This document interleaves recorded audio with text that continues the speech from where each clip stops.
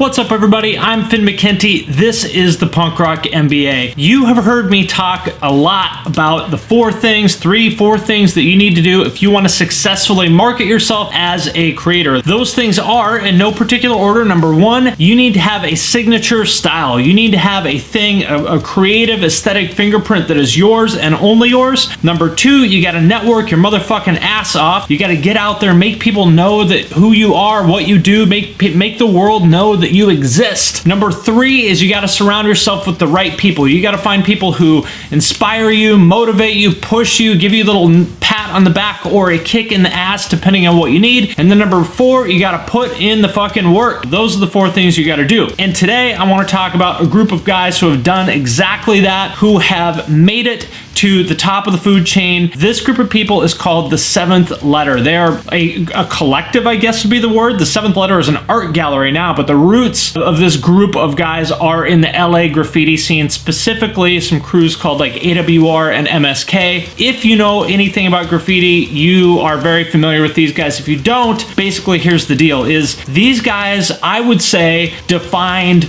graffiti over the last 20 years. So they came out of LA. The shit they were doing in the sketchiest of sketchy spots was more elaborate, more artistically advanced than what other people were doing in legal spots. So these guys would do like some sick 8-color wild style burner on the side of a fucking freeway bridge 80 feet off the ground, or on a billboard on Hollywood Boulevard, just the sketchiest fucking spots you can imagine. And they did this for years and years and years. Like, I remember when these guys came out, I was just like, holy shit, what is that? Because it was so much more advanced than what anybody else in graffiti was doing at the time. And no disrespect to anybody else, there's a lot of other graffiti writers that I love, but the fact is that these guys just came out and blew everybody the fuck away back in like the mid to late 90s. There's a bunch of these guys from this crew who have gone on to, I don't know if transcend graffiti is the right word, because it's not like they left the graffiti world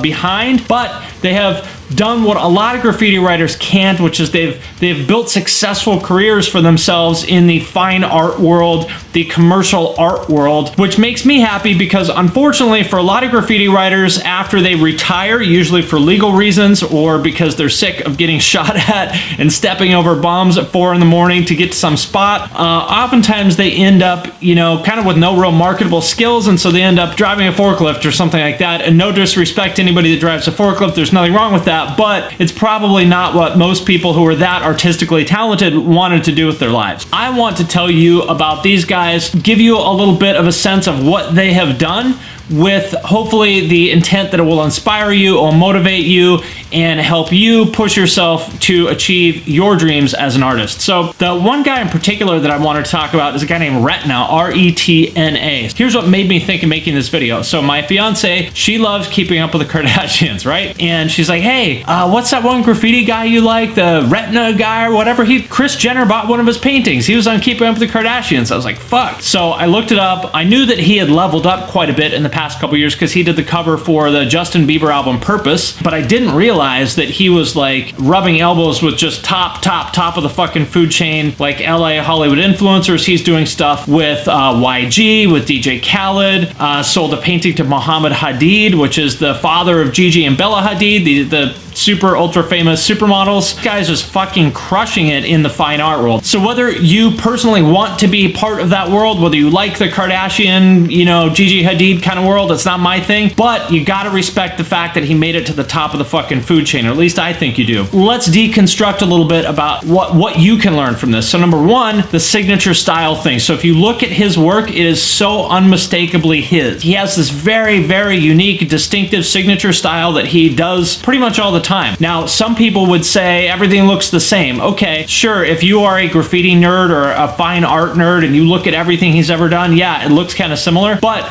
put yourself in the shoes of Kris Jenner. She's never seen this before. To her, it looks super fucking fresh, right? So this is the value of having this signature style that people just instantly associate with you. Now, I'm not saying everything you do has to look the same or should look the same, but the point is you want something that's just instantly identifiably you. Number two, networking. I don't know how this guy managed to get himself in a position where he is selling paintings to Kris Jenner and Muhammad Hadid, but I guarantee you he networked his fucking ass up to get there, right? right? So learn from what he did. Think about, who do you want to work with? Who do you want to sell your shit to? Find a way to put yourself in the same room with those people. Find a way to get yourself on their radar, to let those people know you exist. Number 3, surround yourself with the right people. So look at the other people in the 7th letter. This is just like a fucking who's who of badass motherfucker like graffiti writers. So, I mean, I could just go down the list. Like literally everybody in the 7th letter is fucking amazing. But a couple of my favorites, like Saber, of course. If you, again, if you know anything about graffiti, like you know Saber, I would say he was the first one of these guys to break out. You might know him, I think back in 97, maybe 98, he did this very famous piece in the LA River that's like 300 feet long and like 100 feet high. It took him like 2 years to do it, and unfortunately it's not there anymore, but it's like just fucking ridiculous. Like that's the level these guys went to, just like went way bigger than anybody before or since has done. So Saber was kind of the first guy. He was kind of one of the first out of these guys to start doing fine art stuff. I remember he was doing like these 3D sculptures and stuff back in the day, like way before anybody else in that scene was getting artsy like that. So Revok is another one of my very favorite graffiti writers. The stuff that Revok was doing in the 90s like still looks super fucking fresh to me, even though tons of people there's literally like a whole genre of graffiti writers that are like Revok ripoffs. So he's got that signature style, and he's also achieved some success in the fine art world. You might remember him, like H&M used some of his artwork in one of their ads and ended up being just a huge shit storm that totally blew up in their face. It was really eye-opening to me because, of course, as a graffiti nerd, I was familiar with Revok. If you are even slightly familiar with graffiti, you know Revok, but I wasn't aware of how many other people outside of the graffiti world knew who he was. Tons of like influencers and like hip-hop artists and stuff like that were posting about this on Instagram, like taking shots at H&M for basically like disrespecting his artwork, and that blew up in their face. They backed off. That really showed me like the level that Revok had gotten to, which was awesome because, again, huge fan of his work. Another guy that huge fan of, a guy named Zeser,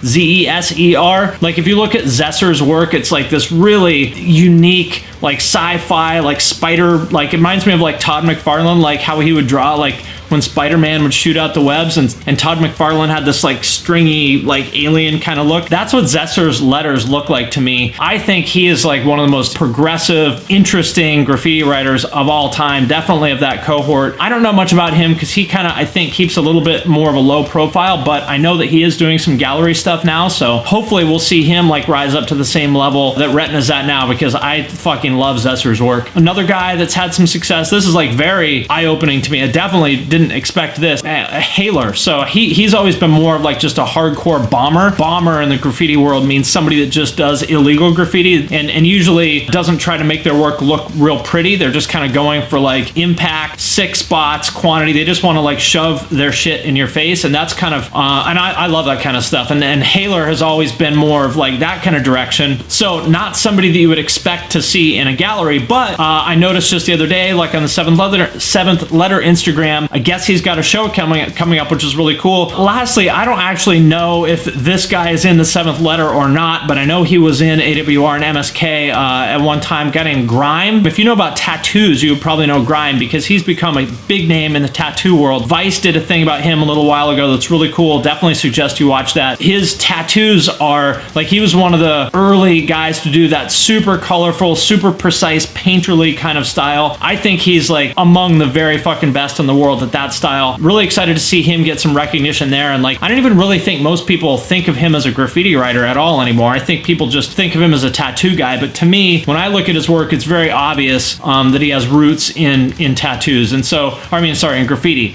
So anyway, keep going. Like literally everybody in the 7th letter is just ridiculously amazing, and all of them have done these 4 things that I talked about. They all have that signature style. They all network super well. Number 3, they have all surrounded themselves with other badass people that inspire and push them. And then lastly, put in the fucking work. That is what these guys have done more than anything else. Like they have been at it, like going hard as fuck for literally over 20 years. So there you go. There are the 4 things that these guys have done, 4 things that you and me and any other artist, any other creator wants to make a name for themselves and wants to achieve your goals. 4 things that you can do that they have also done. So learn from what these guys have done. I'm Finn McKenty. This is the Punk Punk Rock MBA. I'm going to sign off for now. So please, if you found this interesting, like, comment, share, subscribe, tag a friend, any of that stuff. That will help me get more reach, which will then in turn help me help more people. All right, guys, I'm going to sign off for now. Thank you very much. I will see you next time.